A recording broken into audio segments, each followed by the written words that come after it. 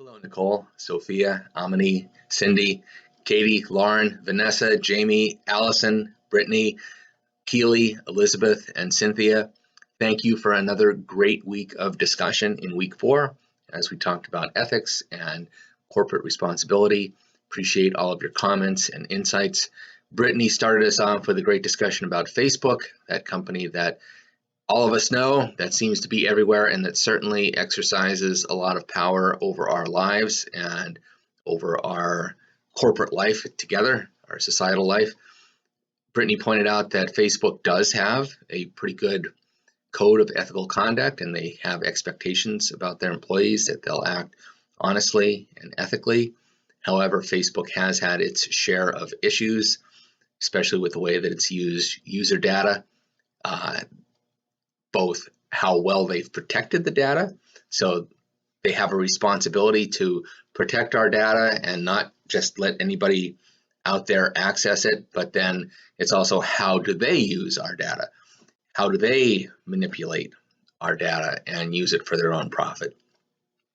And that's a big question. It remains a big question. The whole Cambridge Analytica scandal is out there, and people feel that that was an inappropriate use of data, and Facebook has said that they're not going to let third-party apps and third-party users have access to data in that same way again, and that's a good thing.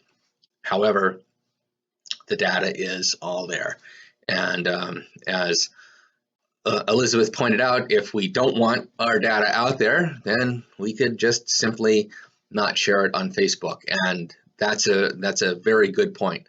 However, a lot of people like to use Facebook. It keeps us in touch with people far away. It connects us in really good ways. So we share information about ourselves there, and it would be good if Facebook acted responsibly with that data. I like the way, Elizabeth, that you said that Facebook is not a victim and not a bad guy.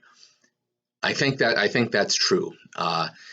We tell ourselves stories. We tell ourselves stories about being victims or being evil. That people or organizations, well, they're a victim, so it wasn't their fault. They have no responsibility, or they're completely evil and they just deserve to be destroyed. Whereas most of the time, the truth is in the middle. Organizations and people aren't completely victims, they're not completely evil, but they are responsible for what they do. And I would say that Facebook needs to be a little more responsible in the way that they handle our data. And I think they also need to be a little more responsible in how they handle ads and political ads. We can say, oh, well, Facebook shouldn't be an arbiter of truth and they should just air an ad no matter what it has. But the reality is Facebook doesn't do that. Facebook is not going to run an ad that says that Elizabeth Warren is a member of the KKK.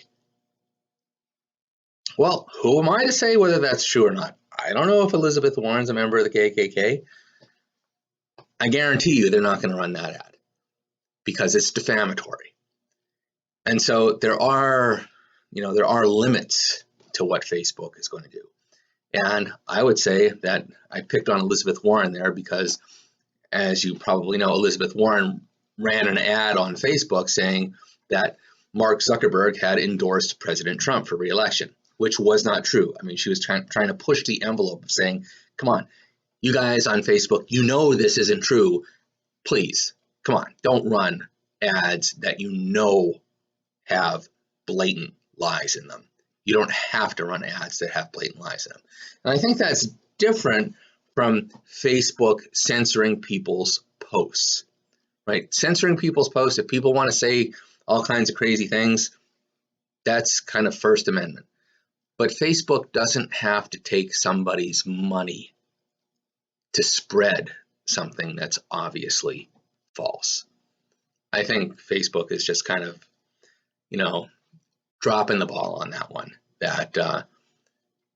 Well, we can't decide what's true and what's not, but the truth is that they do have criteria. There are some things that they won't say, and perhaps they should look at that a little more closely and say, if we know something isn't true, if something is a blatant lie, then we're not going to take money to spread that message. That seems to me like what an ethical company would do.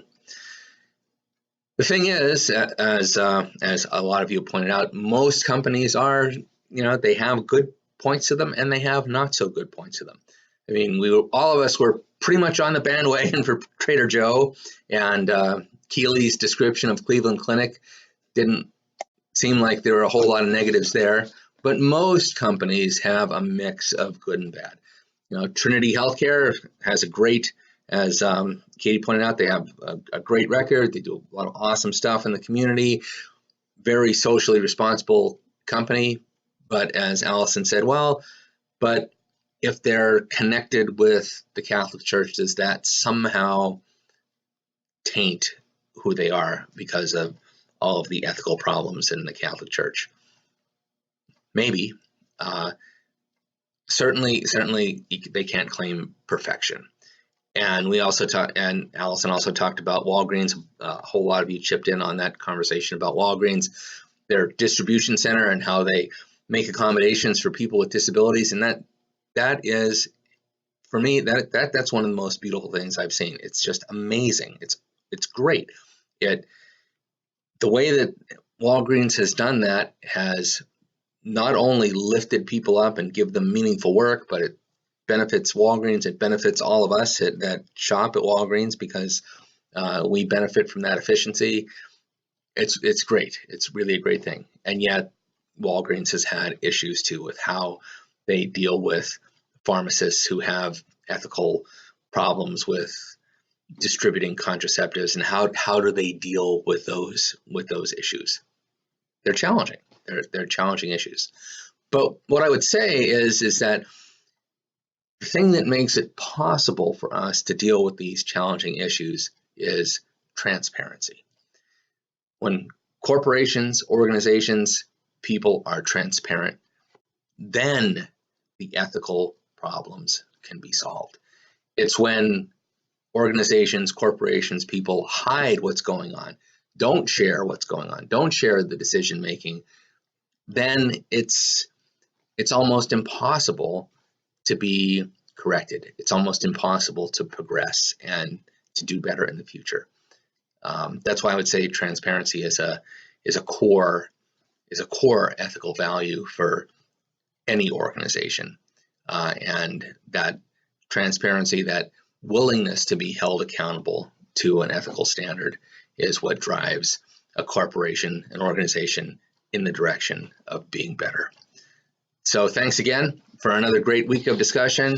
If there is any way that I can be helpful to you as we move toward the end of the class, please let me know. Thanks again.